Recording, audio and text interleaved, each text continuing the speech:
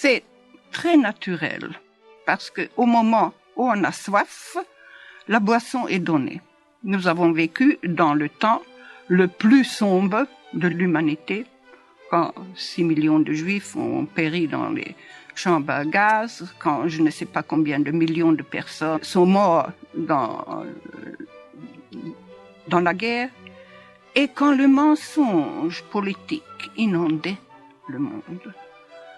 Quand Hitler disait qu'il va respecter la neutralité de la Hongrie, on était sûr qu'en quelques jours, la Hongrie sera envahie.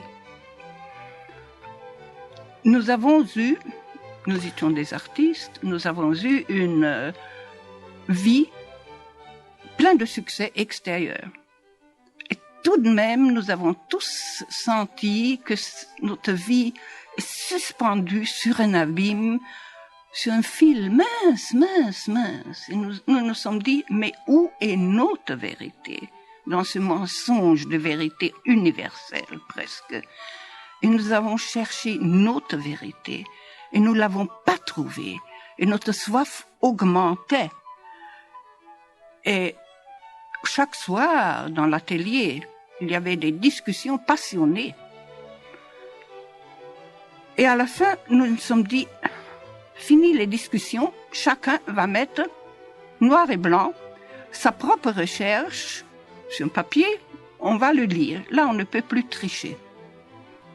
Maintenant, il faut dire que moi, j'étais championne de natation hongroise, record woman, etc. Et ça ne développe pas trop l'intelligence, je peux le dire. Bien, je ne veux pas vexer les sportifs.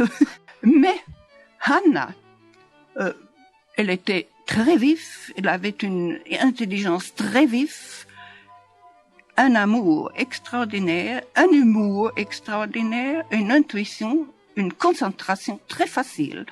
Alors, moi, devenue un peu stupide, je me disais, elle sait tout mieux que moi, et je posais des questions.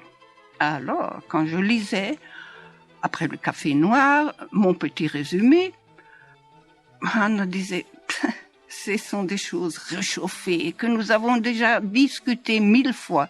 Tu n'as rien mis de nouveau, ce n'était pas une recherche à fond. Je disais, mais comment tu penses? Mais est-ce que tu ne pourrais pas me dire? Je me suis appuyée sur son intelligence et son intuition. En ce moment-là, elle sentait une colère monter en elle, qui n'était pas sa colère.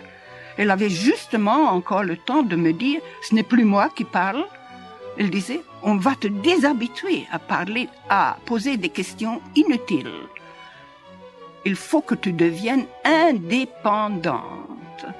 Et c'était mon maître intérieur, je le savais tout de suite, et c'était tout à fait naturel. Je n'étais même pas étonnée. C'était comme une pomme qui est mûre, qui tombe de l'arbre quand elle est mûre.